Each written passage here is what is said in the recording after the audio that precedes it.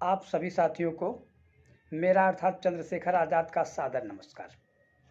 साथियों, किसी भी लड़ाई में मनोबल का बहुत बड़ा योगदान होता है। इसी से संबंधित महाभारत की एक कथा आप सभी के समक्ष प्रस्तुत है। जब युद्ध अवश्यंभावी हो गया तो सभी लोग अपने पक्ष में, जैसे अभी रस्साकसी हो रही थी तो ये गुरुजी ये और ये लोग टीचर नहीं अपनी तरफ कर रहे थे, मजबूत देख के ये चाह रहे थे कि रस्साकसी में थोड़ा मजबूत रहेंगे तो ठीक रहेगा, भाई जीत तो पूरी टीम की होगी। वही हाल दुर्योधन और पांडव पक्ष कर रहे थे कि अपने पक्ष में कितने सगे संबंधियों को मिलाया जा सके। का काम हुआ भगवान कृष्ण के यहाँ ये दोनों लोग मतलब दुर्योधन और अर्जुन दोनों लोग पहुंच गए। अब पहुंचने के बाद अर्जुन का काम किए, अर्जुन तो पैर की तरफ बैठे और दुर्योधन सर की तरफ बैठ गए। ईगो हमेशा काम करता है, ईगो अपना काम करता ही रहता है। अब दुर्योधन जो है मतलब भगवान कृष्ण अर्जुन से कहे क्या भाई किस लिए आए हो, क्या हालचाल है? तो दुर्योधन पहले ही बोल दिया, अरे प्रभु इनसे पहले हम आए हैं। तो उन्होंने कहा भाई भले पहले आए हो आप, लेकिन देखे तो हम इनको पहले हैं। तो कहा अच्छा बताइए दोनों लोग। कहा हम आपको मतलब चूँकि आपको तो पता ही है युद्ध अवश्यंभावी हो गया है हम लोगों के बीच में और हम आपकी मदद चाह रहे हैं कि आप हमारे साथ जो है मतलब हमारा सहयोग करिए, हमारे साथ रहिए। तो उन्होंने कहा कि ऐसा है भाई, अब दोनों लोगों में से दो चीज़ है। एक तरफ तो हमारी सेना है, हमारे पास ये पूरी सेना है, तो या मतलब एक लोग तरफ हमारी सेना रहेगी, दूसरे तरफ हम रहेंगे। अब यह है कि मांगने का अधिकार सबसे पहले जिसको हमने देखा है उसको रहेगा, क्योंकि अर्जुन को हमने देखा है पहले। तो अर्जुन जिसको कहेंगे, अगर हमको मांगेंगे तो हम अर्जुन की तरफ से रहेंगे, सेना मांगेंगी तो सेना अर्जुन की तरफ से रहेगी। लेकिन ये भी पहले से तय है कि हम युद्ध नहीं करेंगे, जिधर भी रहेंगे खाली रथ हाँकेंगे। दुर्योधन को लगा कि अब भाई टास तो अर्जुन जीत गए हैं, तो जब टास जीत गए हैं तो भाई अब मांगना है इनको, ठीक है यही मांगे। तो वो पहले जब कृष्ण कहे कि हम लड़ेंगे नहीं, खाली रथ हाँकेंगे, अर्जुन ने कहा कि प्रभु ऐसा है सेना इनको दे दीजिए, आप हमारी तरफ ही रहिए। दुर्योधन खूब हंसा इसी पर कि यार हारी हुई बाजी तो हम आजा जीत गए, टास तो हार चुके थे। जो बंदा लड़ेगा ही नहीं, बैठने के लिए अगरबत्ती दिखाने के लिए हम ले चलेंगे इसको, अच्छा हुआ ये ले जाए, हाँ हम सेना लिए रहेंगे तो ठीक है। अब क्या हुआ, इधर तो अर्जुन रथ हाँकने के लिए ले लिए, और एक चीज़ ये जानिए कि जिसका रथ भगवान हाँकेंगे हाँ वो कभी पराजित होगा? अर्जुन तो खुश कि महाभारत में आधा काम हमारा खत्म हो गया। दूसरी बात, इधर जब शल्य को पता, कर्ण को जब पता लगा कि अर्जुन का रथ भगवान कृष्ण हाँकेंगे, तो उसको चिंता हुई कि यार आप गए थे मांगने के लिए, आप जान रहे हैं कि रथ से और ये सब जितना हथियार होता है उसी से युद्ध होता है, आप कृष्ण लिए होते तो हम महाभारत जीत जाते। और अगर अब महाभारत जीतना है तो हमको कृष्ण जैसा सारथी चाहिए। उन्होंने कहा कि अगर महाभारत का युद्ध जीतना है तो हमको कृष्ण जैसा सारथी उपलब्ध करा दीजिए, हम महाभारत का युद्ध जीत जाएंगे। तो उन्होंने कहा कि अच्छा एक चीज़ बताइए, एक जगह तो गड़बड़ हो गया, कृष्ण तो चले गए उधर, अब बताइए दूसरा कौन है इस दुनिया में कृष्ण जैसा सारथी जिसको हम लेके आए, चाहे जैसे लेके आए, चाहे वो क्रिकेटर की नीलामी होगी, चाहे जो रेट होगा ठीक है हम लेके आएंगे उसको। तो उन्होंने कहा कि इस दुनिया में अगर कृष्ण की बराबरी रथ हाँकने में कोई करता है तो शल्य करता है, शल्य के अलावा दुनिया में कोई रथ हाँकने वाला नहीं है कृष्ण की बराबरी में। और शल्य रियल में कौन थे? अर्जुन के मामा थे, नकुल सहदेव के सगे मामा थे। अब जो है समस्या फंस गई। उन्होंने कहा यार ये है कि ये भी तो उधर के रिलेशन में पढ़ रहे हैं, समस्या तो है, लेकिन उस समय धर्म का युद्ध चलता था। कहा ठीक है चलिए कोशिश करेंगे। शल्य जी लड़ने के लिए आ रहे थे अर्जुन की तरफ से, वो रोज ट्राई कर रहा था कि वो किधर से आएंगे। जब सभी लोग परिवार संयुक्त रहता है तो सबके रिश्तेदार एक ही रहते हैं, तो वो भी मामा पहले से करता ही था। तो जब पता लग गया कि आज शल्य आ रहे हैं, जिस रूट से आ रहे हैं उधर अपना टेंट वेंट बढ़िया से बनाया और कहा कि आज यहीं आओ भगत कराएंगे इनकी शल्य जी की। और वो बढ़िया से टेंट बनाया था। शल्य जी को मामा मामा के आगे ही रोक दिया, रुक गए। वहीं चाय नाश्ता हुआ, इसके बाद चाट उट भी खिलाया जिसमें नमक था, मतलब को ऐसा वो भोजन खिलाया जिसमें नमक था। इसके बाद खाने पीने के बाद उनको पता लगा कि ये तो गलत टेंट में हम प्रवेश कर गए। बारात दूसरी थी, हम दूसरे में जो है भोजन करने रुक गए। तो उन्हें लगा कि कहें बताइए क्या है। ठीक है भाई, कहे अरे आप तो जान ही रहे हैं युद्ध हो गया है और उनकी तरफ से भगवान कृष्ण है रथ हाँकने वाले, और आपकी प्रशंसा पूरी दुनिया में रथ के लिए होती है।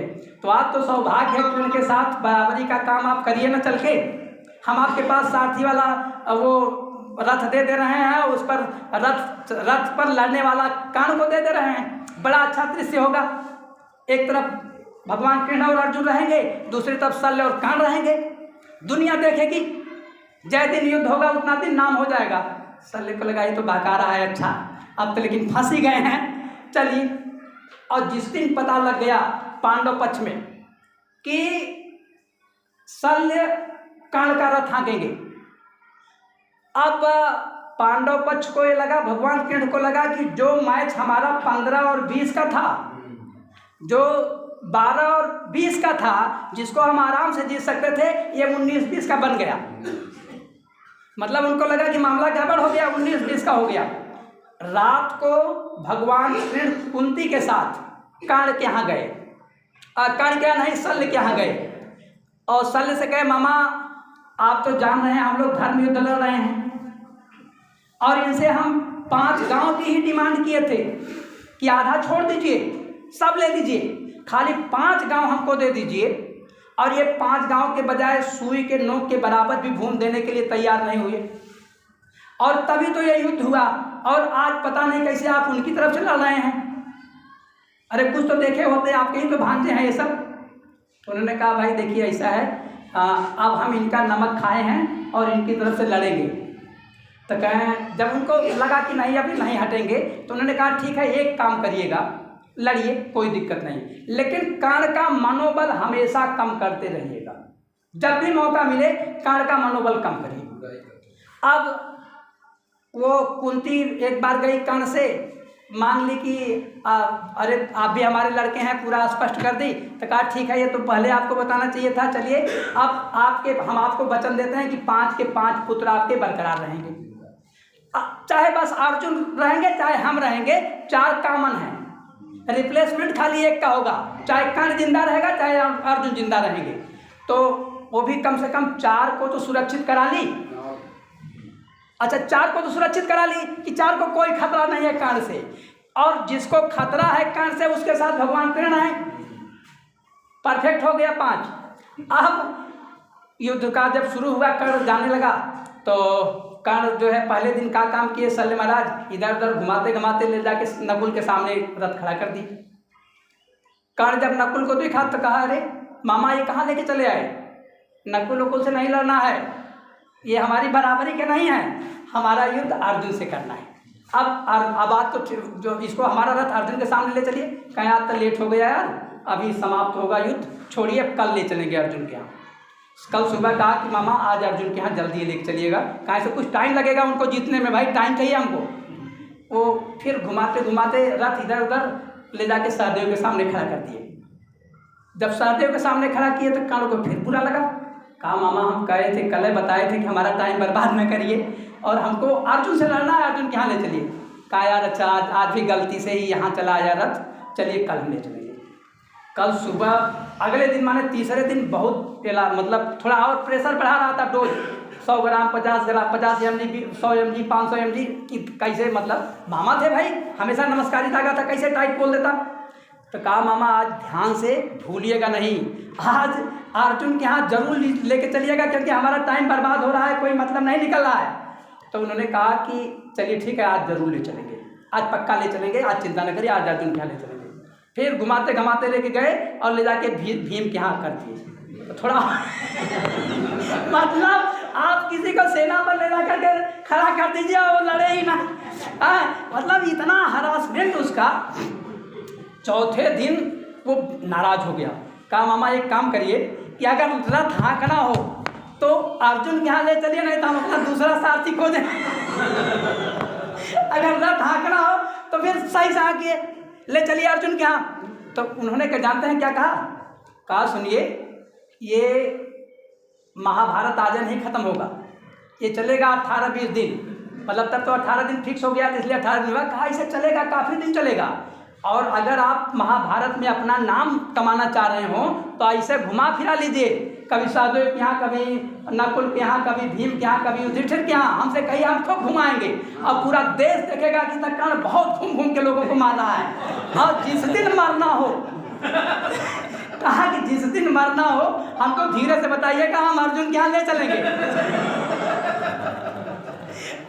पहले घूम घाम के लड़ लीजिए।